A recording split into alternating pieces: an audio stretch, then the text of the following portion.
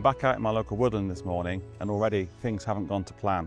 I came out for one very specific reason this morning, and it's what I'm holding in my hand here, which is the Sigma 16-28 f2.8. And the reason I wanted to come out with this lens is, well, one, I've just bought it, so I want to have a play. But two, most of my woodland photography is really centered around using longer lenses like this 28-200 here, to try and get some compression in the scene. But having seen a couple of photos posted by Adi Whittle this week in our Thumbs Up Photography Facebook group, it really inspired me to want to come out in the woodland and try and use a wide angle at its widest end to try and do woodland photography. Now, normally I use the 28-200 here or my 100-400 because I do love that compression you can get in the woodland. It really can help you separate and sort of the individual elements of a scene. So yeah, the reason things have gone awry this morning is because I've been walking around for a while trying to find something to shoot with this, but I'm in that longer focal length mindset, and I've seen a scene here that actually is really, really quite nice. So it's actually a part of the woodland I've never been to before, and it's got this sort of opening here out towards these oak trees in the background, and there's some lovely soft light in the background there. You can probably just make out on the camera. And you've got these oak trees kind of arching in, and there must be like a dead sort of petrified one in the background there that's got more of a sort of grey tone to it. But they're all sort of arching around that. It's really, really quite nice. And by using the sort of longer end of the lens, so I'm at about 150 mil, I'm able to really just sort of hone in on that section there and just make it all really about those trees arching in towards that sort of dead tree in the background there. So there is definitely going to be a use for this lens, hopefully this morning. We'll just have to see. What I'm thinking with this lens though is, like Adi Whittle's photos, making heavy use of an interesting foreground element. It could be a flower, it could be a fallen tree trunk, something like that, that you really make sort of probably even the whole bottom third of the image all about that foreground.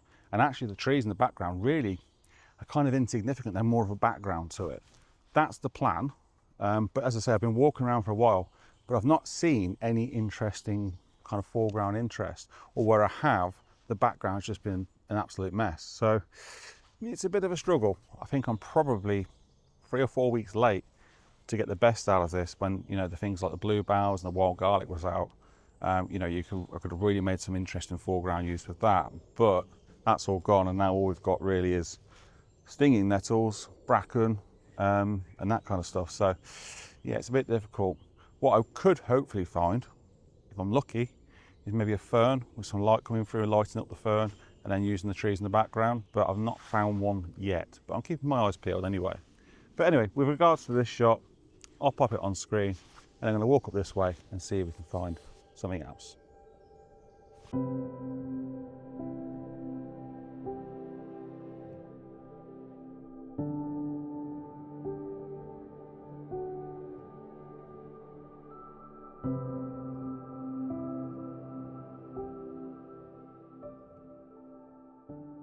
Just as I was packing away, light happened.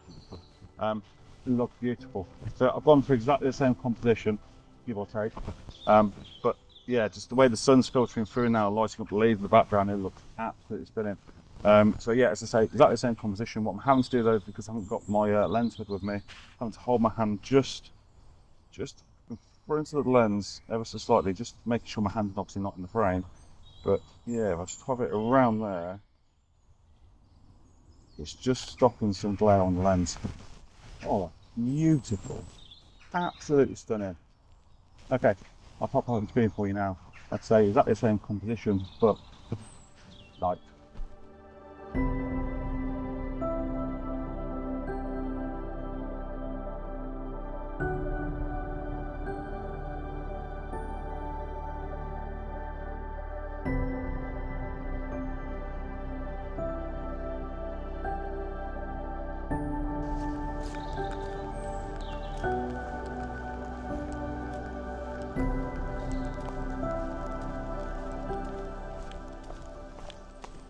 This is probably going to be the shortest video I've ever made.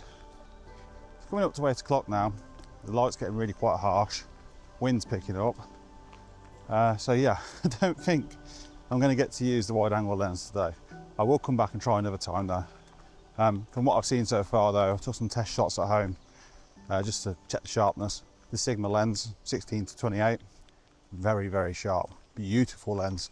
And it's f2.8 as well, so if I decide to do some astro, it should be quite capable. Yeah, I think I'm going to end it from here. But before I go, earlier you heard me mention Thumbs Up Photography, the Facebook community. Well, we've got some really exciting news.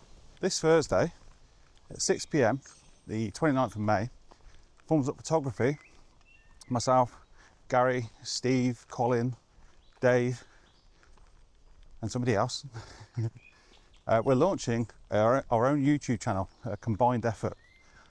It's going to be fantastic. We've been working on this for absolutely months.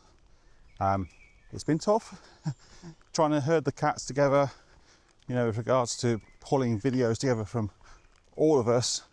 Hasn't been easy, but we have put our heart and soul into it. It should be really interesting. So there's a link in the description below. Go and have a look. It's heavily based on landscape photography, naturally, but it's not just landscape photography. There's all other genres in there as well. And yeah, so a few surprises as well. But it's going to be really good. There's going to be things in there like tutorials. There's going to be location guides, information about gear, all that kind of good stuff, with a bit of humour thrown in as well, kind of the lighter side of photography. So do go and check it out. We can't wait to launch it, and when you're on there, why not subscribe? But what I'll do now is I'll put a trailer on screen for Thumbs Up, the photography show. Hope you enjoy it. But from myself here in this woodland local to me, I'll see you soon.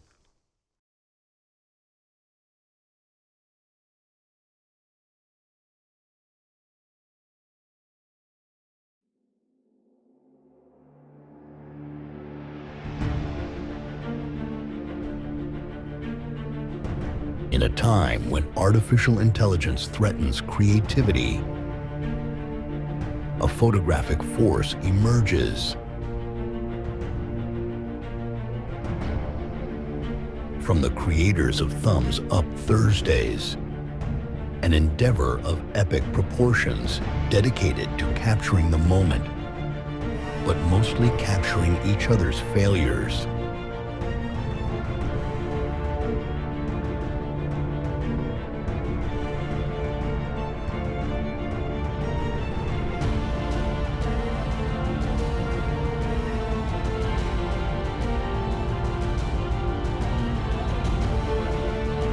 Could this be the future of photography on YouTube?